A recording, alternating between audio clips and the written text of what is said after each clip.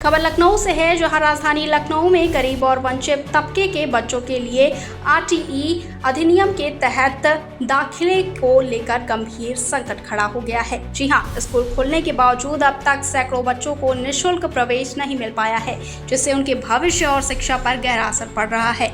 इस मामले में लखनऊ के जिलाधिकारी और बेसिक शिक्षा अधिकारी ने बड़ी कार्यवाही करते हुए उन निजी स्कूलों को मान्यता निरस्त करने की सिफारिश राज्य सरकार से की है, जो आरटीई के तहत नियमों का पालन नहीं कर रहे हैं। साथ ही इस मुद्दे को लेकर समाजवादी पार्टी के वरिष्ठ नेता दारा सिंह यादव का बड़ा बयान सामने आया है। उन्होंने राज्य सरकार पर कड़ा प्रहार करते हुए कहा कि डबल इंजन की सरकार अब अपनी शिक्षा व्यवस्था को संभाल पाने में पूरी तरह असफल हो चुकी है।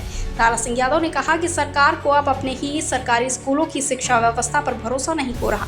यही कारण है कि वो आरटीई जैसे योजनाओं के तहत निजी स्कूलों पर निर्भर हो गई है। साथ ही सपा नेता ने आरोप लगाया कि जिन बच्चों को आरटीई के तहत निःशुल्क और गुणवत्तापूर्ण शिक्षा मिलनी चाहिए थी, वो आज स्कूलों के बाहर खड़े हैं और प्रशासन सिर्फ सिफारिशों और चेतावनियों तक सीमित रह गया है।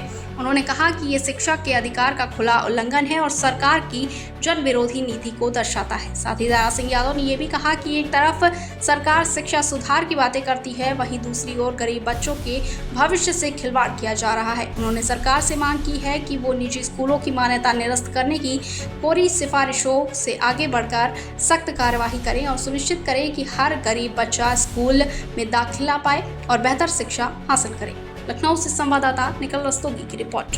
1 तारीख से विद्यालय खुल गए हैं और करीब 3000 बच्चों का एडमिशन आरटीई के तहत होना था, पर मनमानी जो नामचीन स्कूल हैं वो इस आदेश को मानने के लिए तैयार नहीं है। लखनऊ के डीएम और अधिकारी इनको मान्यता रद्द करने के लिए बोला जा रहा है, पर वो स्कूल के जो संचालक हैं वो मुख्यमंत्री जी के करीबी हैं, इसीलिए उनकी मान्यता रद्द नहीं की जा रही है। गरीबों के बच्चों को पढ़ाने के लेकर कई बहाने किए जा रहे हैं, मगर मैं ये बता दूं कि जो डबल इंजन की सरकार है उसमें जो उत्तर प्रदेश का इंजन है वो धुआं फेंकने लगा है और 27 में जनता भी इस धुएं को बदल के वो को पढ़ाने का काम करेगी। और आप एक और बात बता दूं कि जो सरकारी स्कूल हैं उस पर सरकार का भरोसा ही नहीं है।